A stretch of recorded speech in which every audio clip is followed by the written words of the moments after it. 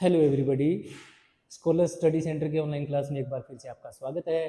Paper number 257 और उसका जो इंग्लिश वाला पार्ट है उस पर अपन डिस्कस करने वाले हैं। शुरू करते हैं, ठीक है ना। पेपर अपना है 257, ठीक है ना। 257 नंबर पेपर और इंग्लिश वाले जो भी क्वेश्चन है उन पे अपने चर्चा कर रहे हैं, ठीक है।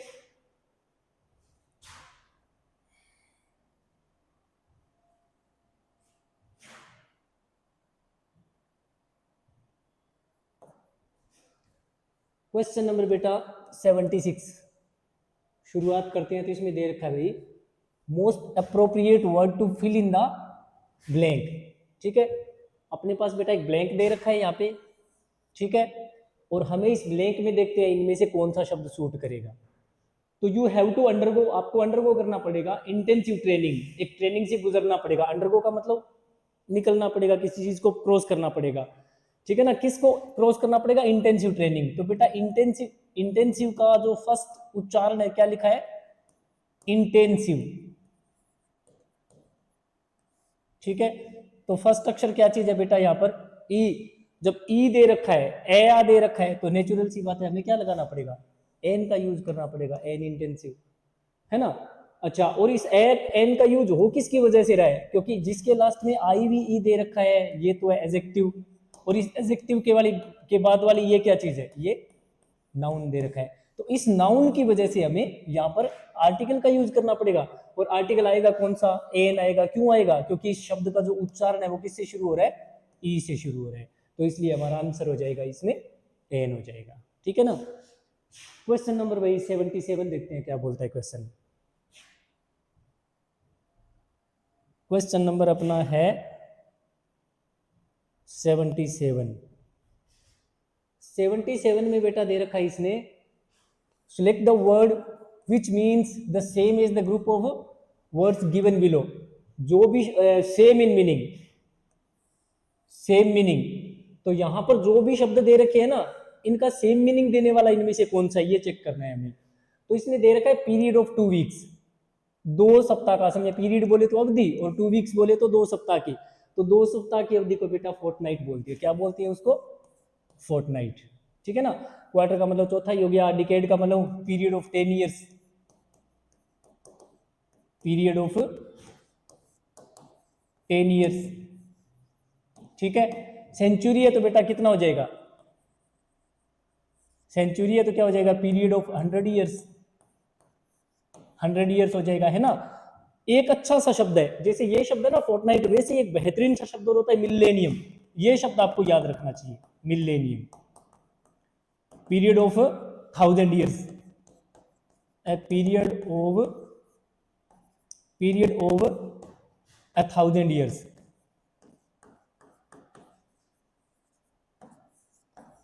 ठीक है। पेपर में सबसे ज्यादा अगर रिपीट होते हैं तो ये दो ही होते हैं। एक तो पीरियड ऑफ 2 वीक्स, 2 वीक्स की जगह आपको कई बार 15 डेज भी लिखा हुआ मिल सकता है, जैसे a period of 15 days, period of 15 days, ये लिखा हुआ भी मिल सकता है। तो इसका मतलब भी क्या होता है? फोर्टनाइट, बोले तो पखवाड़ा। वीकेंड आपको पता ही है, किसी सप्ताह के जो आखिरी दिन होती है, सैटरडे संडे होते हैं, उनको क्या बोलती है? वीकेंड बोलती है ना। तो ये आंसर हो जाएगा। तो सबसे ज्यादा यही पूछा जाता है, एक तो फोर्टनाइट वाला और एक मिलेनियम वाला। ए पीरियड ऑफ 1000 ईयर्स, 1000 साल का समय, जिसको क्या बोला जाता है? मिलेनियम बोलते हैं, ठीक है ना। देखते हैं क्वेश्चन नंबर 78। क्वेश्चन नंबर अपना है 78। दे रखा है इसने रॉन्गली स्पेल्ड वर्ड। क्या बताना है भाई अपने को? रॉन्गली स्पेल्ड वर्ड बताना है ना। तो इसमें क्या दे रखा है इसने? ROGUE, आर्ग्यू, टंग, वेग। बेटा इसमें ना रोग की स्पेलिंग से ही होती है। इस रोग का मतलब होता है रास्कल, दुष्ट आदमी, रास्कल। इसका मतलब होता है रास्कल, दुष्ट आदमी। आर्ग्यू का मतलब आपको पता ही है, डिबेट, ठीक है ना। इसका मतलब होता है अनक्लियर, इसका मतलब होता है अनक्लियर, अस्पष्ट या धुंधला, ठीक है ना। ये स्पेलिंग बेटा गलत है। ये स्पेलिंग होती है टंग, TUNGUE, टंग मतलब जुबान या जीभ, जिसको अपन बोलते हैं टंग, जिसको जुबान या जीभ, दोनों में से कुछ भी बोल सकते हैं। बेटा ये वाला स्पेलिंग अपना गलत हो गया। तो यही हमारा आंसर हो जाएगा। ठीक है ना। क्वेश्चन नंबर अपना है भाई 79, देखते हैं क्या बोल रहे हैं। Question number 79, run amok, select the meaning of the given idiom. यहां पर हमें एक इडियम दे रखी है, मुहावरा दे रखा है और हमें उसका मीनिंग बताना है। टू रन अमक, रन का मतलब होता है दौड़ना और अमक का मतलब होता है अफरा तफरी। इसका मतलब होता है अफरा तफरी, ठीक है ना, वांडर करना एक तरह से। इसका मतलब होता है एक तरह से वांडर करना। वांडर करने का मतलब होता है भटकना, यानी पर्पजलेस, भागना इधर उधर, पर्पजलेस, डायरेक्शन नहीं है हमारे पास, टारगेट नहीं है कि हम किस दिशा में जा रहे हैं, बिना किसी टारगेट के भागते रहना, उसको बोलते हैं अमक करना, अमक। तो रन अमक का मतलब क्या होता है, भागना यहां वहां, बिना किसी टारगेट के, दिशाहीन भागना। तो उसके लिए कौन सा हो जाएगा, कंपीट इन रेस, किसी रेस में, किसी दौड़ में भाग लेना, प्रतियोगी की तरह भाग लेना, तो ये तो गलत हो जाएगा। To participate in a marathon, बेटा गलत हो जाएगा।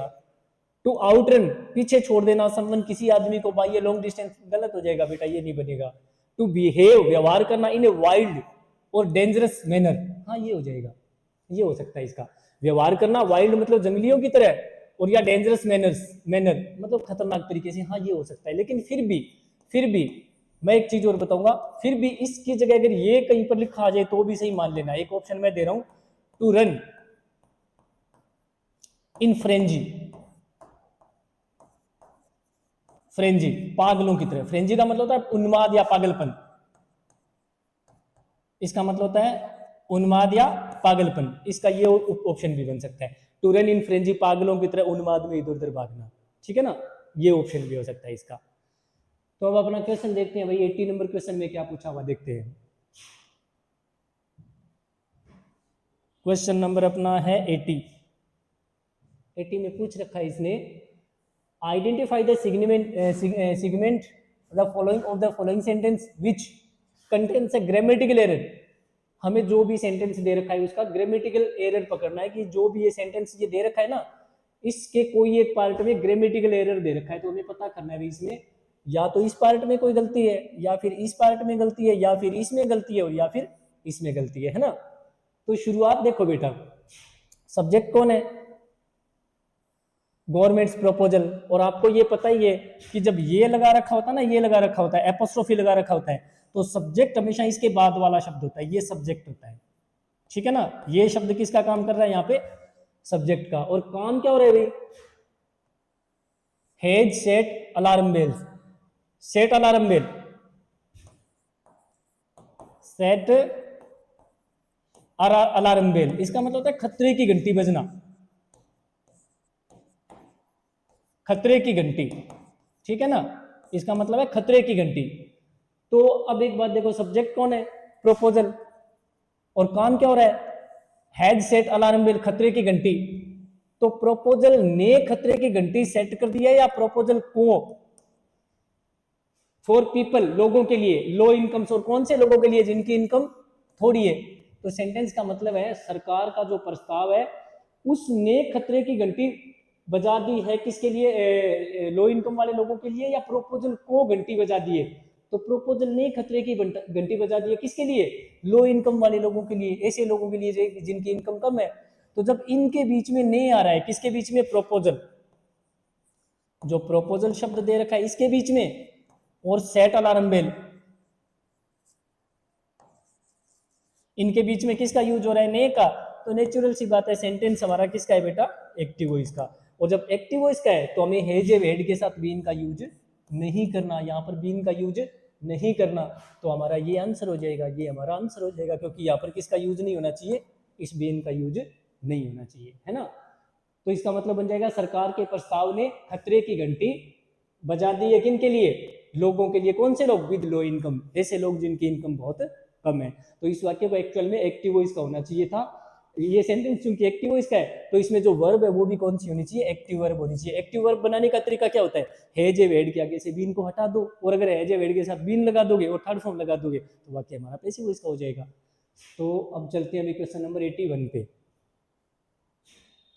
क्वेश्चन नंबर अपना है 81, देखते हैं क्या बोल रहा है क्वेश्चन। इसमें दे रखा है appropriate word to fill in the blank.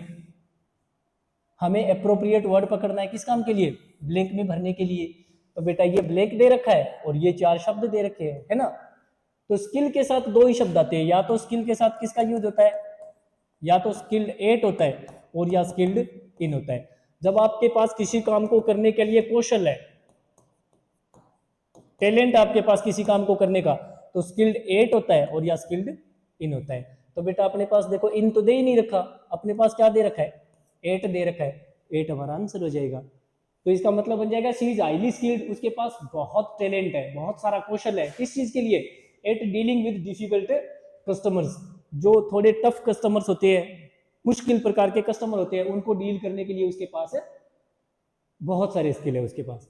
अब डील के साथ विद है ना, एक बढ़िया सी चीज और बताता हूं आपको, एक डील इन भी हो सकता है, डील के साथ इन भी हो सकता है और डील के साथ विद भी हो सकता है। अगर डील के बाद में कोई वस्तु दे रखी है,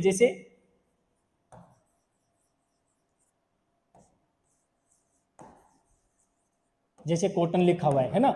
अब देखो डील के बाद में वस्तु दे रखी है, कॉटन का मतलब क्या होता है, कपास। अब कपास कोई वस्तु है तो यहां पर क्या लगा दो, इन लगा दो, डील इन लगा दो। जैसे सोने का काम करती है तो डील इन गोल्ड, हीरे का व्यापार करती है, कार्य करती है तो डायमंड लगा दो। तो डील के साथ इन भी आ सकता है और डील के साथ विद भी आ सकता है, ठीक है।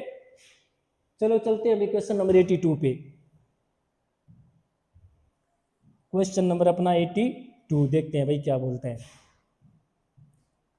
क्वेश्चन नंबर 82 पे दे रखा है इसने, नो सब्स्टिट्यूशन रिक्वायर्ड, है ना। तो बेटा ये तो सब्स्टिट्यूट वाला है ना। सब्स्टिट्यूट का मतलब तो आप समझ ही गए कि इसने क्या कर रखा है, select the most appropriate option to substitute, substitute the underline segment, जो भी कोई सेगमेंट अंडरलाइन कर रखा है हमें उसको सब्स्टिट्यूट करना है, और अगर सब्स्टिट्यूट करने की जरूरत नहीं है तो हमारा उत्तर क्या हो जाएगा, नो सब्स्टिट्यूशन रिक्वायर्ड हमारा उत्तर हो जाएगा। तो इसमें शब्द क्या दे रखे है, has intended.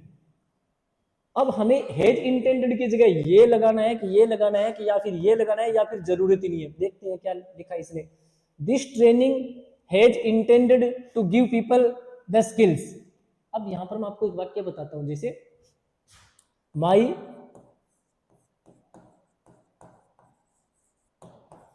Parents have educated, या my parents are educated to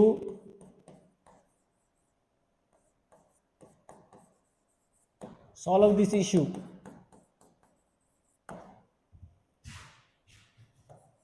to solve this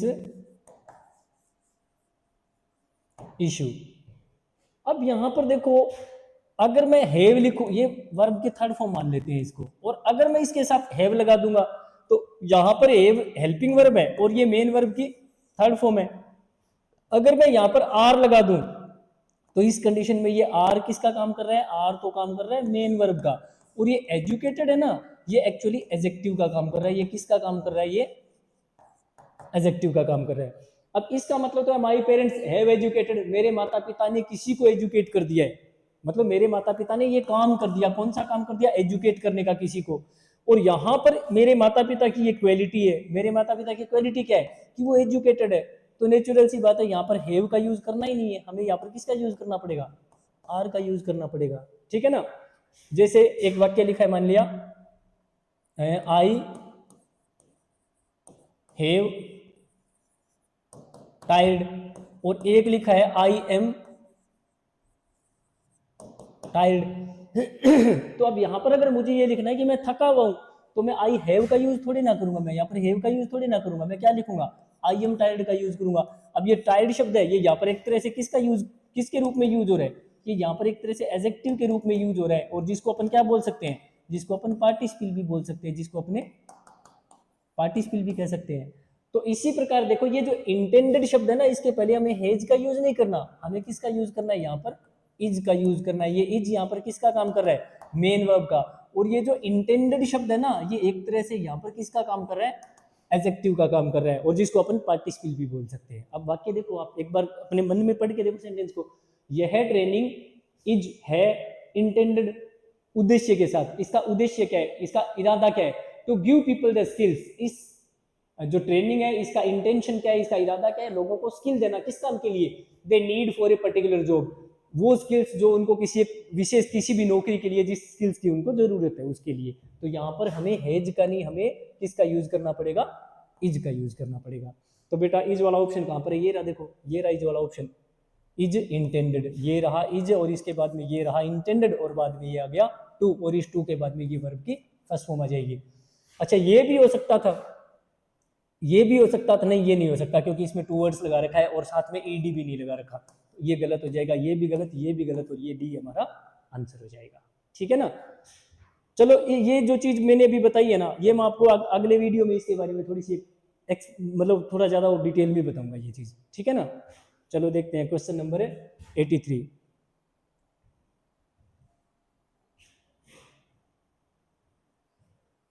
question number 83 में बेटा पूछा क्या है, फिर से ग्रामेटिकल एरर, ग्रामेटिकल एरर का सवाल है। तो इसने दे क्या रखा है, if children are treating with respect they will behave accordingly. अब एक चीज का आपको पता लग गया कि अगर इफ दे रखा हो, ओके, और इफ के बाद में यहां पर हमें क्या यूज करना है, अगर अगले पार्ट में क्या दे रखा हो, शेल या विल, और साथ में दे रखा है वर्ब की फर्स्ट फॉर्म। अगर इफ वाक्य की शुरुआत में इफ है और बाद में शेल या विल के साथ पहली फॉर्म दे रखी है, तो इधर वाले पार्ट में किसका यूज करना है, या तो वर्ब की पहली फॉर्म और या वर्ब की पहली फॉर्म में एस या ईएस। ठीक है। अगर यही वाला पार्ट पैसिव वॉइस का हुआ तो हमें इसकी जगह क्या लगाना पड़ेगा, इज, आर और एम और मेन वर्ब की थर्ड फॉर्म। अब इसमें और इसमें कोई अंतर नहीं है, ये भी तो प्रेजेंट इंडेफिनाइट है, ये भी तो प्रेजेंट इंडेफिनाइट है और ये भी प्रेजेंट इंडेफिनाइट है। अंतर सिर्फ किस चीज का है, ये वाक्य तो आपका पैसिव का है, ओके, और ये वाला वाक्य आपका एक्टिव का है। ठीक है। तो जैसे एक वाक्य देखो, जैसे गौर करिएगा, इफ आई और इधर लगा दूं इनवाइट, आई शेल, इसके आगे है अटेंड द पार्टी। अब अपने पास ऑप्शन में क्या क्या दे रखा है, यहां पर मान लिया एक तो दे रखा है इनवाइट, एक तो दे रखा है इनवाइट, एक इसने दे रखा है एम इनवाइटेड, एक ऑप्शन दे रखा है एम इनवाइटेड। ओके, अब मेरी बात को समझिएगा, अगर इस भाग में शेल या विल के साथ वर्ब की फॉर्म कौन सी दे रखी है, फर्स्ट दे रखी है, तो इधर वाले पार्ट में क्या आना चाहिए, या तो वर्ब की पहली फॉर्म और या पहली फॉर्म में एस या ईएस। अगर इसके अकॉर्डिंग चलूंगा तो मेरा उत्तर आ जाएगा वर्ब की पहली फॉर्म इनवाइट आ जाएगा। लेकिन मुझे ये भी तो देखना पड़ेगा ना कि कहीं ना कहीं ये वाक्य पैसिव वॉइस का तो नहीं है, क्योंकि अगर वाक्य पैसिव वॉइस का हुआ तो उत्तर बी भी तो आ सकता है ना, ये उत्तर भी तो आ सकता है ना भाई, जहां वर्ब की पहली फॉर्म है या पहली फॉर्म एस या एस दे रखा है, और अगर वही वाक्य पैसिव वॉइस का हुआ तो is are am plus third form भी तो लगाना पड़ सकता है। तो इसका उत्तर हमारा एम इनवाइटेड भी हो सकता है। अब थोड़ा चेक करना पड़ेगा, देखो यहां पर सब्जेक्ट कौन है, आई, काम क्या हो रहा है, इनवाइट करना। आई ने इनवाइट किया या आई को इनवाइट किया जाएगा, नेचुरल सी बात है को, यदि आई को इनवाइट किया जाएगा तो क्या हो जाएगा, I shall attend the party, I है वो पार्टी अटेंड करेगा, आई पार्टी अटेंड करेगा, लेकिन कब, यदि आई को इनवाइट किया जाता है। तो समझ में आ गई ना बात। तो जब इन दोनों के बीच में सब्जेक्ट के और वर्ब दोनों के बीच में ने नहीं आकर के को आ रहा है तो वाक्य पैसिव वॉइस का है, और जब पैसिव का है तो हमें वर्ब भी कौन सी लगानी पड़ेगी, पैसिव वर्ब लगानी पड़ेगी। इसी प्रकार ये वाला वाक्य देखो क्या दे रखा है, विल और बिहेव दे रखा है ना, विल और बिहेव दे रखा है, यानी विल प्लस वर्ब की पहली फॉर्म दे रखी है, विल प्लस वर्ब की पहली फॉर्म दे रखी है। तो इसके पहले क्या आएगा भाई, या तो चिल्ड्रन बहुवचन है, यहां पर देखो चिल्ड्रन है, ये कैसे है, बहुवचन है, मेन वर्ब क्या चीज है अपने पास, ट्रीट है। तो हमारा उत्तर यहां पर बनेगा, या तो हमारा उत्तर बनेगा, या तो हमारा उत्तर बनेगा भाई ट्रीट, या तो हमारा उत्तर बनेगा ट्रीट, और या हमारा उत्तर बनेगा is are am plus treated. अब चिल्ड्रन है वो ज्यादा है तो मैं इज नहीं लगा सकता, एम नहीं लगा सकता, मैं क्या लगा दूं, आर लगा दूं और लगा दूं ट्रीटेड। अब चेक करते हैं कि वाक्य हमारा पैसिव का या एक्टिव का। पैसिव है तब तो ये उत्तर आएगा और एक्टिव है तो ये उत्तर आएगा। चेक करते हैं। सब्जेक्ट कौन है? चिल्ड्रन। काम क्या हो रहा है? ट्रीट करना। बच्चों ने ट्रीट किया या बच्चों को ट्रीट किया जाता है? किसके साथ? रिस्पेक्ट के साथ। यदि बच्चों को ट्रीट किया जाता है कैसे? रिस्पेक्ट के साथ, तो दे विल बिहेव। तो वो बच्चे, अब दे का यूज किसके लिए हो रहा है? बच्चों के लिए। तो बच्चे बिहेव करेंगे कैसा? अकॉर्डिंगली। अकॉर्डिंगली मतलब जैसा उनके साथ रिस्पेक्ट के साथ किया जा रहा है तो वो भी कैसा व्यवहार करेंगे? नेचुरल सी बात है, वो भी फिर रिस्पेक्ट के साथ व्यवहार करेंगे। तो सेंटेंस हमारा पैसिव का बन रहा है, यानी बच्चों को ट्रीट किया जाता है। तो इधर वाला ये पार्ट है ना, ये इधर वाला ये वाला पार्ट है, ये किसका है? पैसिव का। तो इसमें वर्ब भी कौन सी चाहिए? पैसिव वर्ब चाहिए। पैसिव कैसे बनेगी? आर के साथ हमें ट्रीटेड लगाना पड़ेगा।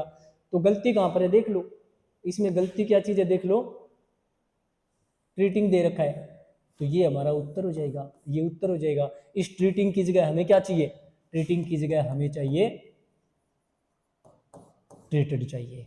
ठीक है ना। यहां पर मैं एक चीज आपको और बताना चाहूंगा, यहां पर मैं एक चीज और बताना चाहूंगा आपको, वो ये है कि अगर इज, आर, एम, वोज और वर, इन पांचों में से कुछ भी दे रखा है, तो इन पांचों के बाद में दो ही कंडीशन है, या तो इसकी संभावना है और या इसकी संभावना है। ये दो ही आ सकते हैं।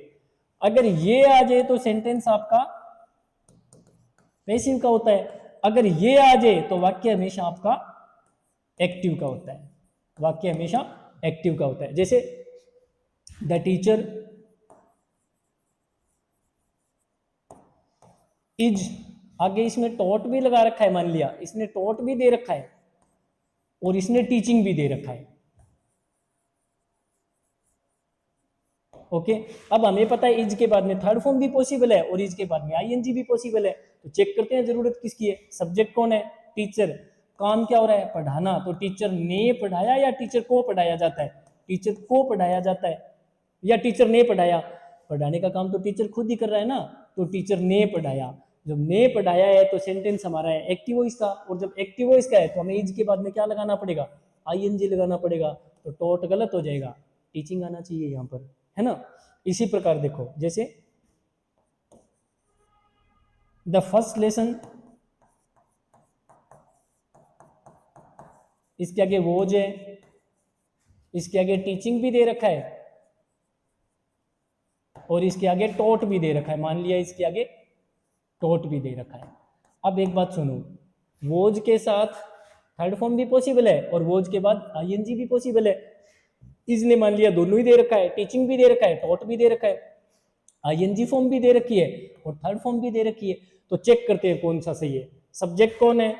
लेसन। काम क्या हो रहा है? पढ़ाना। तो बताओ लेसन ने पढ़ाया या लेसन को पढ़ाया जाता है? लेसन को पढ़ाया जाता है, किसी के द्वारा पढ़ाया जाता है ना। तो सेंटेंस हमारा पैसिव वॉइस का हो गया। जब पैसिव है तो इन पांचों के बाद में आईएनजी का यूज नहीं करना, थर्ड फॉर्म लगानी है। तो इसलिए हमारा उत्तर ये टीचिंग नहीं होगा, हमारा उत्तर हो जाएगा टॉट हो जाएगा। समझ में आ गई बात?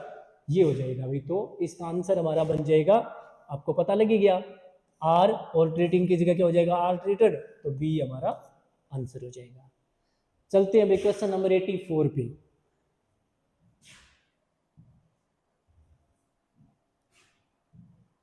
क्वेश्चन नंबर 84 में क्या पूछा है भाई? एंटोनिम। एंटोनिम, क्रिएट का मतलब होता है रचना करना, डिस्ट्रॉय का मतलब होता है नष्ट करना, ये हमारा उत्तर हो जाएगा। डिप्लॉय का मतलब होता है तैनात करना, डिप्लॉय का मतलब तैनात करना, कोई मिलिट्री वगैरह को कहीं बॉर्डर आदि पर कहीं लगा देते हैं ना, तो उसको बोलते हैं डिप्लॉय करना, तैनात करना। डेवलप का मतलब विकास करना, डिराइव का मतलब उत्पन्न करना, किसी चीज से कोई चीज को ऑब्टेन करना, एक्वायर करना, गेन करना, तो उसको बोलते हैं डिराइव करना। ठीक है ना। अच्छा, क्रिएट से दो तीन शब्द और भी बन सकते हैं, जैसे क्रिएट करने वाला है तो कौन हो जाएगा? क्रिएटर हो जाएगा। ठीक है।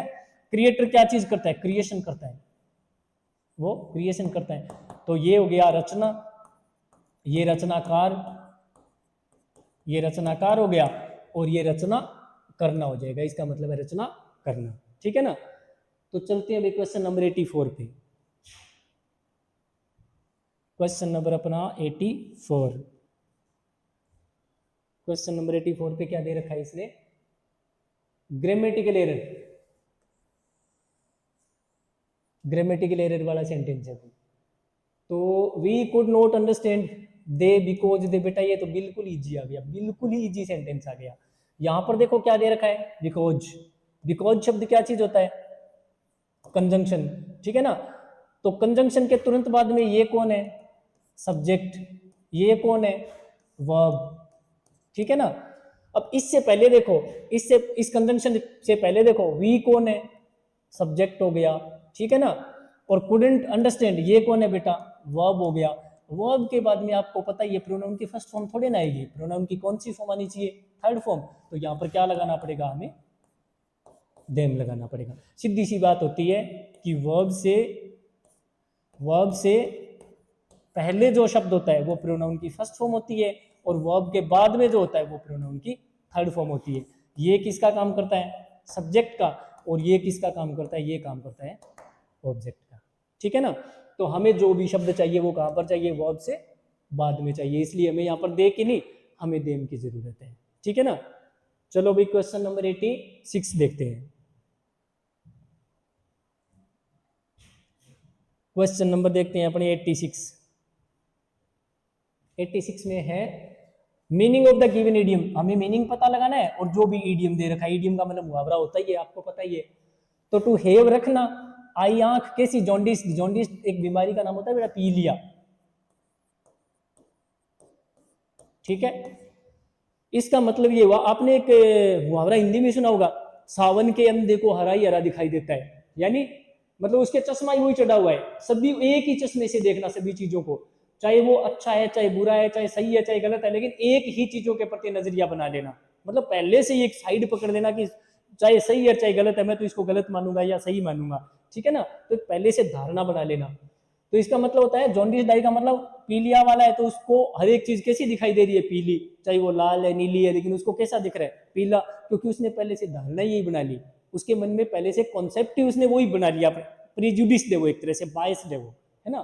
तो इसका मतलब क्या बन जाएगा भाई, टू बी वेरी प्लीज्ड, बहुत खुश होना, टू हैव येलोइश आइज, आंखें येलो कलर की होना, या भी टू बी प्रीजुडिस्ड, बेटा यही मीनिंग बन जाएगा इसका, प्रीजुडिस्ड होना, प्रीजुडिस्ड या बायस्ड होना, बाइस्ड कह सकते हैं, पार्शल कह सकते हैं, ठीक है, प्रीजुडिस्ड भी कह सकते हैं, मतलब पक्षपात रखना।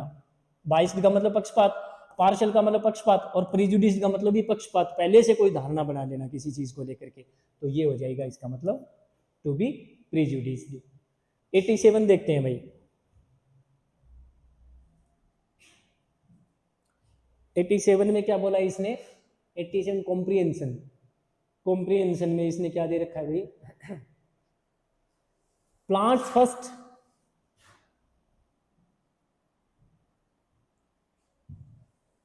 First appeared on earth 400 million years ago.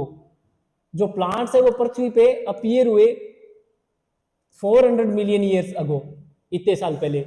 Insects arrived 100 million years later, और जो इंसेक्ट कीट है वो कितने बाद में है, लेटर है तो बाद में है, कितने बाद में, 100 million years later. It means अगर प्लांट्स को कितने साल हो गए, 400 मिलियन ईयर हो गए, तो इंसेक्ट को पृथ्वी पर आए हुए कितना टाइम हो गया, 300 मिलियन ईयर हो गए।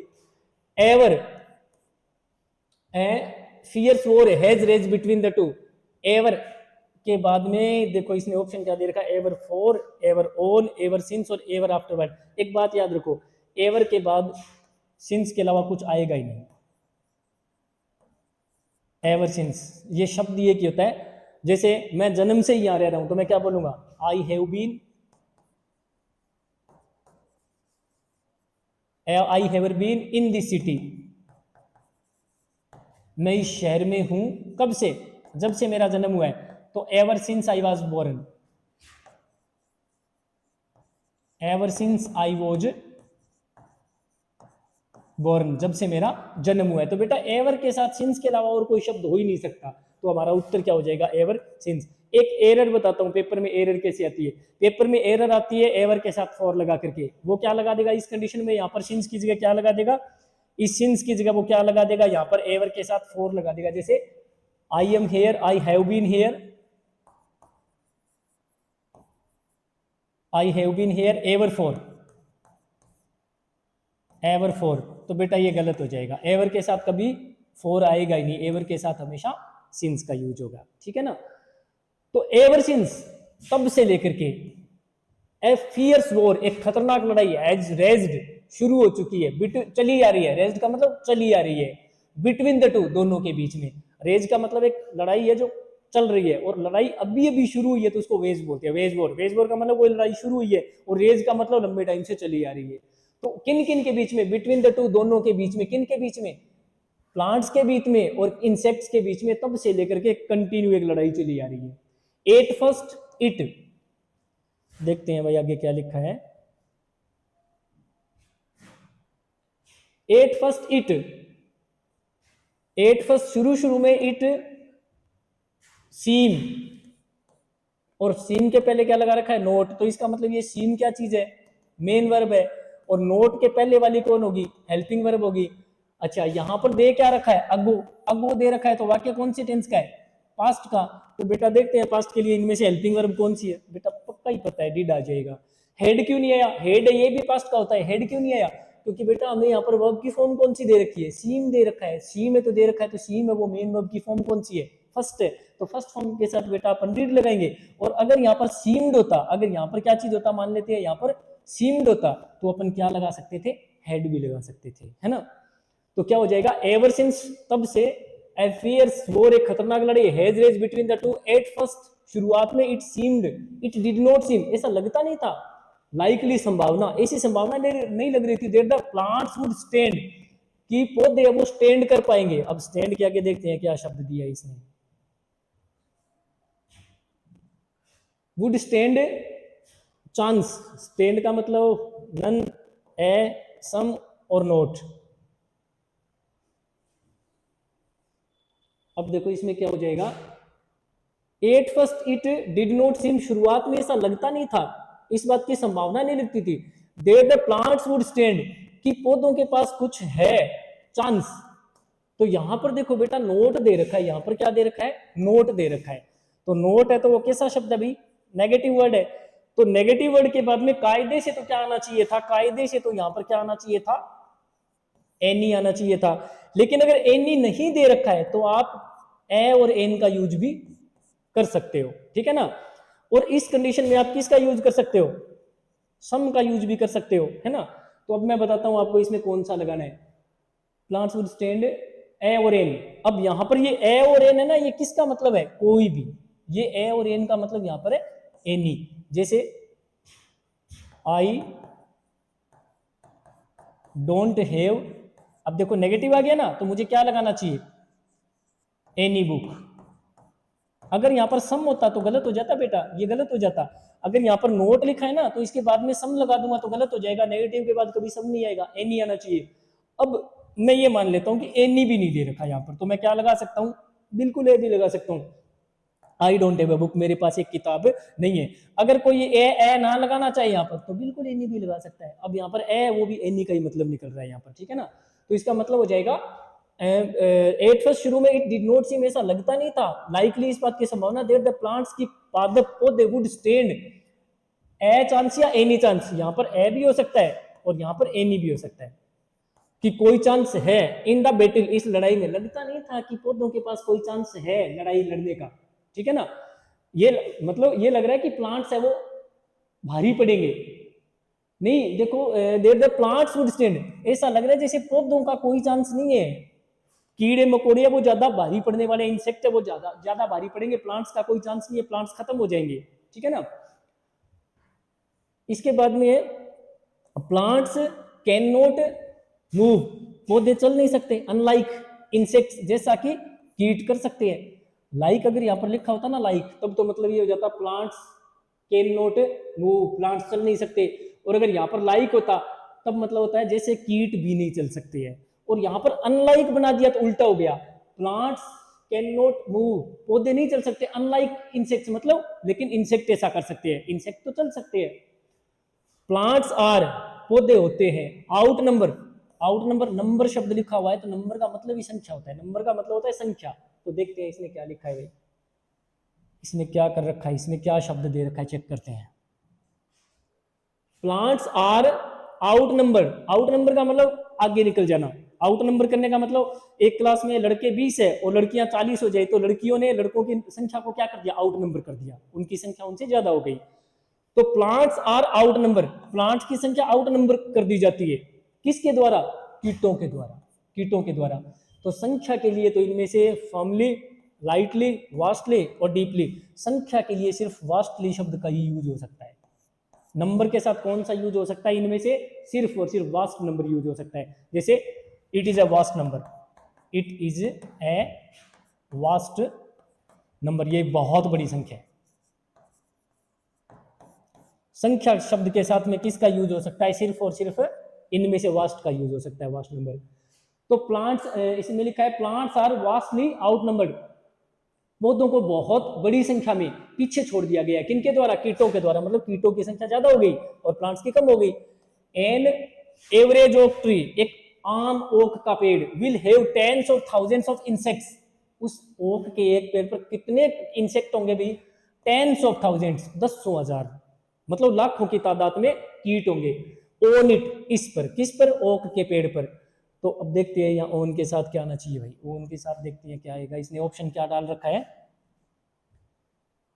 हो जाएगा feel on, eat on, fight on और फीड ऑन। फीड ऑन होता है भाई, फीड ऑन, फीड ऑन, जब आप किसी चीज को खा रहे हो, फीड ऑन कर रहे हो, तो क्या होगा वहां पर, देयर विल हैव, वहां पर होंगे tens of thousands of insects, वहां पर लाखों की, 10,000 कीट होंगे वहां पर उस ओक के ट्री पर, क्या कर रहे हैं, फीड ऑन इट, इसको खा रहे हैं। उस एक ही पौधे पर 10,000, 20,000, 50,000 छोटे छोटे कीट बैठे हैं और जो उस पादप को खा रहे हैं। यहाँ पर ईट का यूज किसके लिए हो रहा है, उस प्लांट के लिए। कौन से प्लांट के लिए, जो यहाँ पर ओक नाम दे रखा है ना, यहाँ पर ये ओक नाम दे रखा है, इस ओक के पेड़ के लिए यहाँ पर ईट का यूज हो रहा है, ठीक है ना। ये अपना आंसर हो जाएगा भाई। तो चलो देखते हैं क्वेश्चन नंबर नेक्स्ट पे चलते हैं अपने।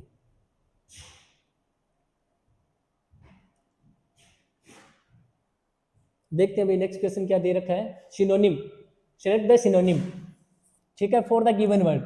हमें शब्द दे रखा है एनहेंस करने का, ठीक है ना। एनहांस करने का मतलब क्या होता है भाई, चीजों को बढ़ाना, एनलार्ज करना चीजों को, ग्रो करना चीजों का, ठीक है ना, एडवांस करना चीजों का, आगे बढ़ना, ठीक है ना।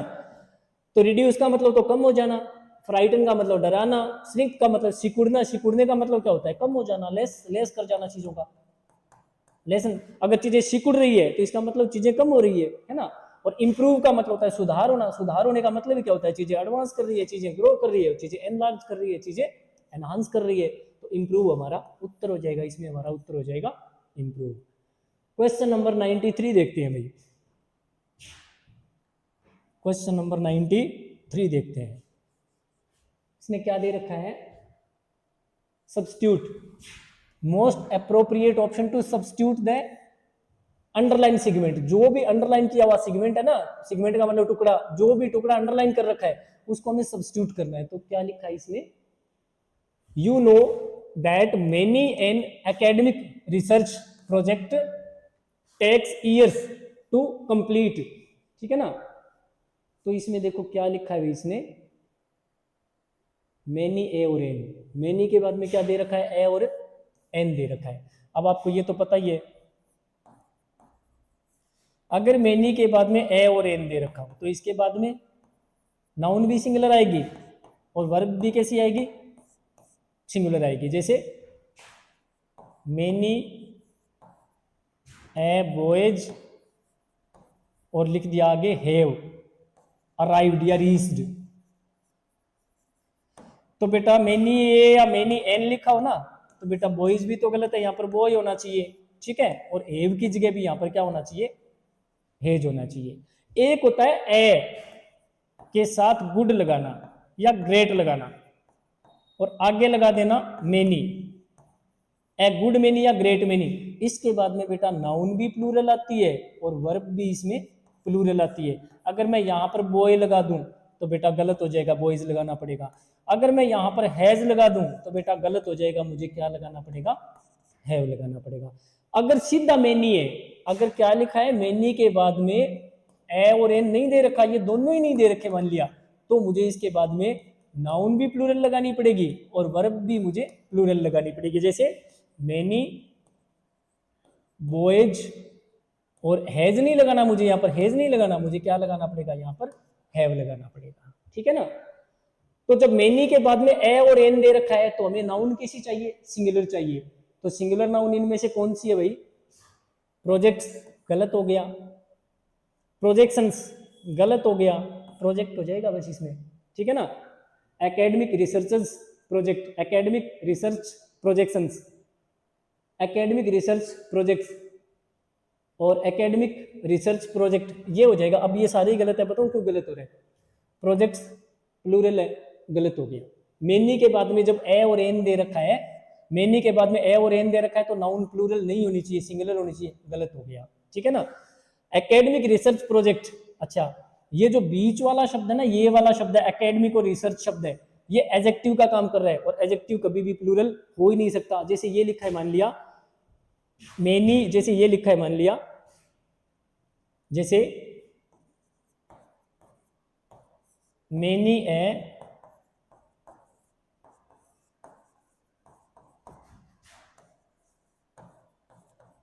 ये लिखा है, मान लिया।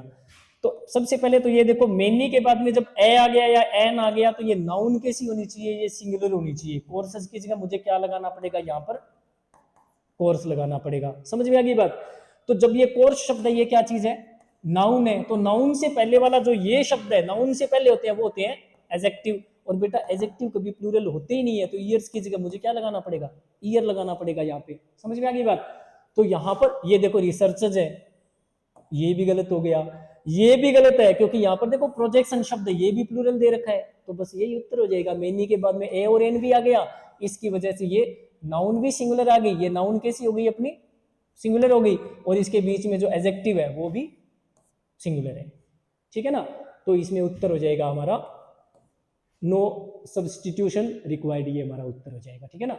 Many an academic research project, ठीक है, ये हो जाएगा। और आगे देखो, ये देखो वर्ब भी सिंगुलर दे रखी है, टेक में एस या एस लगा रखा है ना, तो वर्ब भी सही है, सिंगुलर है, क्योंकि मेनी के बाद में ए और एन दे रखा है तो वर्ब भी सिंगुलर ही आनी चाहिए, ठीक है ना। ये आंसर हो जाएगा। चलो इसके बाद में देखते हैं क्वेश्चन नंबर 94। क्वेश्चन नंबर अपना है 94। Select the most appropriate word to fill in the blank and make a meaningful sentence. Fill in blank करना है अपने को यहाँ पे, ठीक है। और देखते हैं क्या लिखा है। इन सम डिस्प्यूट्स, कुछ विवादों में, ए फेस टू फेस टॉक, आमने सामने बैठकर अगर बात करें तो कैन क्या हो सकता है भाई, रिस्ट्रिक्ट हो सकता है, रिफ्यूज हो सकता है, रिजोल्व हो सकता है, रिड्यूस हो सकता है द इशू, मुद्दा। अगर आमने सामने बैठ के बात करेंगे तो मुद्दा क्या हो जाएगा, समाधान हो जाएगा। तो रिजोल्व का मतलब ही क्या होता है, समाधान हो जाना, ठीक है। रिस्ट्रिक्ट का मतलब होता है कन्फाइन कर देना, प्रोहिबिट कर देना, रोक लगा देना किसी चीज पर, प्रोहिबिट कर देना, रोक लगा देना। रिफ्यूज का मतलब आपको पता ही है, डिनाई कर देना किसी चीज को, कोई काम करने से मना कर देना, ठीक है ना। रिड्यूस का मतलब लेस कर देना चीजों को, कम कर देना चीजों को। तो यही हो जाएगा उत्तर, रिजोल्व हो जाएगा। अगर आमने सामने बैठ के बात करेंगे तो कोई भी मुद्दा है वो रिजोल्व हो जाएगा, उसका हल निकल जाएगा। Question number 95।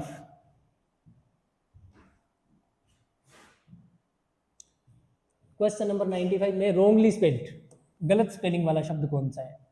कोट हो गया, रिक्वायर हो गया, क्यू हो गया, एक्वायर हो गया। बेटा एक्वायर में डबल सी नहीं होता है, ACQUIRE, ये हमारा आंसर हो जाएगा। कोट तो ये होता है, ये कोट से कोटेशन भी बनता है ना, कोटेशन QUOTATION, कोटेशन, तो ये हो गया। रिक्वायर आपको पता ही है, मेंट जोड़ दूंगा तो रिक्वायरमेंट बन जाएगा, ठीक है। क्यू का मतलब आपको पता ही है, कतार होता है। तो क्वेश्चन नंबर 96 देखते हैं भाई। क्वेश्चन नंबर 96 चेक करते हैं भाई। 96 में क्या दे रखा है, एंटोनिम, एंटोनिम उल्टा, जो भी शब्द दे रखा है उसका उल्टा। मोडेस्ट, मोडेस्ट कैसा होता है भाई, कंसिडरेट। मोडेस्ट आदमी कैसे होते हैं, कंसिडरेट आदमी, मतलब सोच विचार करने वाले, शांत आदमी, कंपोज्ड आदमी, जिनके अंदर क्या चीज होता है, कंपोजर होता है जिन आदमियों के अंदर। रिजर्व्ड आदमी, रिजर्व्ड आदमी, धीर गंभीर आदमी, रिजर्व्ड आदमी, सीरियस आदमी, ठीक है ना। उल्टा क्या हो जाएगा, मोडेस्ट है तो कैसा होगा, विनम्र आदमी, अपने आप को बहुत ज्यादा ना शो करने वाला। वेन का मतलब ही क्या होता है, घमंडी। वेन का मतलब ही क्या होता है, एरोगेंट।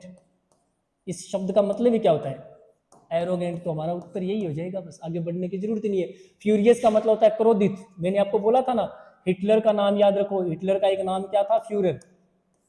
हिटलर का एक नाम क्या था? फ्यूरर। और हिटलर को गुस्सा कितना आता था, देखो कितने नाजियों की उन्होंने वो जर्मनी में हत्याएं करवा दी थी, कितना बड़ा लफड़ा हो गया था उसकी वजह से। तो वो फ्यूरर गुस्सेल आदमी था।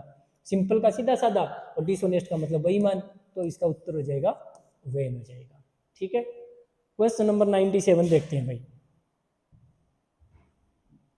क्वेश्चन नंबर 97, सिनोनिम क्या बताना है हमें?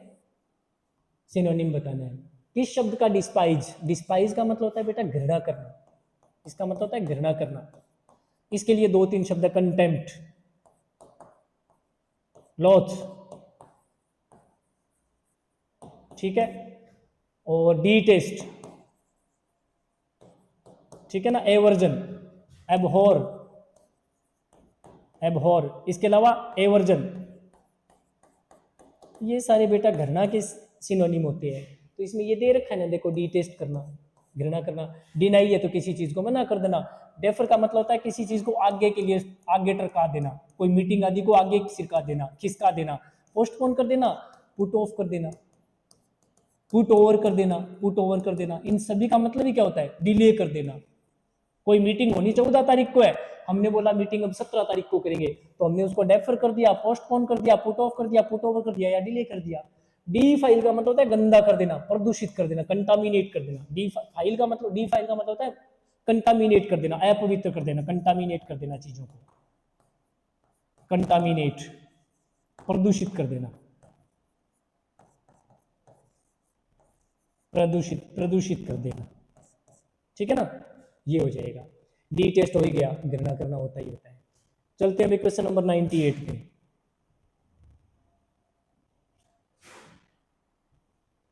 क्वेश्चन नंबर 98 पे, ग्रुप ऑफ वर्ड्स गिवन, जो भी शब्दों का समूह दे रखा है, सिलेक्ट द वर्ड, हमें एक शब्द चुनना है विच मीन्स द सेम, वो शब्द चुने जिसका सेम मीनिंग हो, किसके? As the group of words. यहाँ पर जो भी शब्द दे रखे हैं ना, इनका मिलता जुलता अर्थ देने वाला शब्द कौन सा है? तो एग्जिस्ट करना, अकर करना, लिव करना एट द सेम टाइम, एक ही टाइम पे या तो किसी चीज का होना या घटित होना, और या एग्जिस्ट करना। तो इसमें दे रखा है क्लीग। क्लीग होते हैं आपके पीयर, ऑफिस वगैरह में आपके जो साथ काम करने वाले लोग होते हैं ना, आपके जो कंपेनियन होते हैं, उनको क्लीग बोलते हैं, कंपेनियन आपके, ठीक है। अच्छा, कॉमरेड्स, युद्ध वगैरह में, लड़ाई वगैरह में जो आपके साथी होते हैं, आपके जो कॉन्फिडेंट्स होते हैं, जो आपके कॉन्फिडेंट्स होते हैं, जो आपके कॉन्फिडेंस होती है, कोई युद्ध वगैरह में आपके साथ रहने वाले। कंपेनियंस मैं आपको बता ही चुका हूँ, ये कंपेनियन होते हैं, आपके पीयर होते हैं वो। अच्छा, कंटेम्परेरी का मतलब होता है कोई दो चीजें तो एक साथ चलती है। अब इसमें एक शब्द याद रखो, टेम्परेरी का मतलब कुछ टाइम तक चलना। टेम्परेरी चीजें कौन सी होती है? परमानेंट या परमानेंट की जस्ट उल्टी। टेम्परेरी है तो कुछ टाइम के लिए चलना। अच्छा, कौन, अगर किसी भी शब्द के पहले कौन लिखा है या कोम लिखा है या कोल लिखा है, तो इसका कोल लिखा है, कोल्ड नहीं कोल, तो इसका मतलब होता है साथ, इसका मतलब होता है टुगेदर। और टेम्परेरी का मतलब चलना, कुछ दूर चलना। कितनी दूर? कुछ दूर, परमानेंट नहीं, कुछ दूर तक। तो टेम्परेरी का मतलब कुछ दूर चलना, और कौन और कॉम का मतलब होता है साथ, कुछ दूर तक जो आपके साथ चलते हैं। यानी एक घटना 1950 से 1960 चली, दूसरी घटना भी 1950 से 1960 चली। एक राजा था वो 1950 से 1960 तक था, दूसरा राजा भी 1950 से 1960 तक राजा बना रहा। तो वो दोनों घटनाएं कैसी आपस में? कंटेम्परेरी है। दोनों राजा कैसे है? वो आपस में कंटेम्परेरी है। और वो दोनों घटनाएं है वो भी कैसी है? कंटेम्परेरी है। तो ये हो जाएगा आपका कंटेम्परेरी, ठीक है। इसके बाद में क्वेश्चन है 99, क्वेश्चन नंबर 99 देखते हैं भाई। इसमें दे रखा है मोस्ट अप्रोप्रिएट वर्ड, उचित शब्द to fill in the blank and make a meaningful sentence. बेटा हमें फिल इन ब्लैंक में इसमें इन चारों में से एक शब्द भरना है। देखते हैं क्या लिखा है भाई। 20 फैमिलीज वर, 25 फैमिलीज को क्या किया गया? फ्रॉम से एन ओल्ड बिल्डिंग, पुरानी इमारत से, बिफोर द मानसून, मानसून आने से कुछ दिन पहले, मानसून से पहले 20 फैमिलीज को क्या किया गया? पुरानी इमारत में से। इरेज का मतलब मिटा देना, ठीक है, इसका मतलब होता है मिटा देना। अच्छा, इवेक्यूएट का मतलब खाली करना, एम्प्टी का मतलब खाली करना, एक्सपेल का मतलब भगा देना। एक्स मैं आपको बता चुका हूं, अगर एक्स या एक लिखा है तो इसका मतलब होता है आउट। तो अगर किसी को भगा दिया गया है, ड्राइव ऑफ कर दिया गया है, किसी को ड्राइव ऑफ कर दिया गया है, तो इसका मतलब होता है भगा देना। तो बिल्डिंग में से भगाया थोड़ी ना गया है उनको, तो ये तो उत्तर गलत हो जाएगा, ठीक है ना। इरेज का मतलब होता है मिटा देना, लोगों को मिटाया थोड़ी ना जाएगा, ठीक है ना। अच्छा, एम्प्टी का मतलब होता है खाली करना, लेकिन इसका मतलब होता है किसी बर्तन आदि को खाली करना। जैसे बर्तन में दूध है, पानी है, उसको खाली कर दिया तो उसको एम्प्टी कर देंगे। बाल्टी में पानी नहीं है तो वो बाल्टी कैसी है, एम्प्टी है। बाल्टी दो प्रकार की है, या तो एम्प्टी है या फिल्ड है, फिल्ड विद वाटर है, फुल है, तो ये हो जाएगा उस प्रकार का खाली। इवेक्यूएट का मतलब होता है किसी जगह को खाली करना। जैसे किसी जगह पे युद्ध वगैरह हो रहा है, वहां पर जनता फंसी हुई है, उसको वहां से निकाला जा रहा है, तो उसको इवेक्यूएट करना होता है। किसी बिल्डिंग में जनता फंसी हुई है, बिल्डिंग गिरने वाली है और उस बिल्डिंग को खाली करना है, तो उसको इवेक्यूएट बोलते हैं, है ना। तो ये हो जाएगा इवेक्यूएट, यही हमारा उत्तर हो जाएगा। क्वेश्चन नंबर अपना लास्ट 100 देखते हैं भाई क्या बोल रहे हैं। 100 नंबर क्वेश्चन में क्या पूछा है, select the most appropriate option, एकदम सही सही ऑप्शन चुनना है to substitute the underline segment. Underline किया हुआ सेगमेंट बेटा अपना ये है, ये पार्ट है जिसको अंडरलाइन कर रखा है ना। हमें क्या करना है, इसका सब्स्टिट्यूट ढूंढना है, इनमें से देखते हैं कौन सा है। तो पैसेंजर्स और आस्कर, पैसेंजर्स ने कहा या पैसेंजर्स से कहा गया। जब वोज वर्ब के साथ थर्ड फॉर्म है तो वाक्य पैसिव का है, और अगर वोज वर्ब के साथ आईएनजी होता तो वाक्य एक्टिव वॉइस का होता। तो जब वाक्य पैसिव का है तो इसका मतलब ये पूछने का काम पैसेंजर्स ने नहीं किया, किसी और ने किया। पैसेंजर्स से पूछा गया, कहा गया टू आइडेंटिफाई देयर सूटकेसेस, कि वो अपने सूटकेस को आइडेंटिफाई कर ले, पहचान ले। बिफोर पहले, दे, अब इस दे का यूज यहां पर किसके लिए हो रहा है, सूटकेसेस के लिए, सूटकेसेस के लिए। तो बिफोर दे का मतलब सूटकेस, सूटकेस को क्या कर लिया जा रहा है, लोड किया जा रहा है ऑन टू द प्लेन। यहाँ पर ऑन टू क्यों लगाया जा रहा है भाई, मूव हो रहा है ना सूटकेस, पहले तो नीचे है और फिर वो प्लेन के ऊपर चढ़ाए जा रहे हैं, मूव कर रहे हैं, तो मूव कर रहे हैं इसलिए यहाँ पर ऑन की जगह क्या लगा दिया, ऑन टू लगा दिया। तो अब मुझे एक बात बताइए, काम तो क्या हो रहा है, लोड करना, सब्जेक्ट को ना यहाँ पर सूटकेस, तो सूटकेस ने लोड किया या सूटकेस को लोड किया जाता है, सूटकेस ने लोड किया या को आ रहा है, तो सेंटेंस हमारा पैसिव वॉइस का है। पैसिव बनाने के लिए क्या लगा दो, वोज वर्ब के साथ थर्ड फॉर्म लगा दो, वोज वर्ब के साथ क्या लगा दूंगा, थर्ड फॉर्म लगा दूंगा, तो ये हमारा पैसिव हो जाएगा, ठीक है, कोई दिक्कत नहीं। वर क्यों लगाया यहाँ पर, वर इसलिए लगाया दे बहुवचन है, तो उत्तर सही है इसका, कोई जरूरत नहीं है, हमें कोई भी चेंज करने की जरूरत नहीं है इसमें। अच्छा, इधर was verb plus third form क्यों लगाना पड़ा, क्योंकि पहले भी तो was verb plus third form है ना। जब यहाँ पर was verb plus third form है, इसका मतलब सेंटेंस हमारा कौन सा है, पास्ट का है, तो आगे भी हमें पास्ट रखना है। हमें यहाँ पर सेकंड फॉर्म क्यों नहीं लगा पाए, यहाँ पर हम सीधा लोडेड क्यों नहीं लिख पाए, लोडेड क्यों नहीं लिख पाए, क्योंकि वाक्य हमारा पैसिव वॉइस का है। पैसिव वॉइस का है तो हमें इसकी जगह क्या लगाना पड़ा, वोज या वर, और इसके साथ लगाना पड़ा हमें मेन वर्ब की थर्ड फॉर्म लगाना पड़ा, ठीक है। तो हमारा आंसर हो जाएगा इसमें नो सब्स्टिट्यूशन रिक्वायर्ड, इसमें कोई भी सब्स्टिट्यूट करने की जरूरत नहीं है। तो मिलता हूँ अगली क्लास में फिर से अगला टेस्ट लेकर के, तब तक के लिए खुश रहें, मस्त रहें, स्वस्थ रहें, थैंक यू।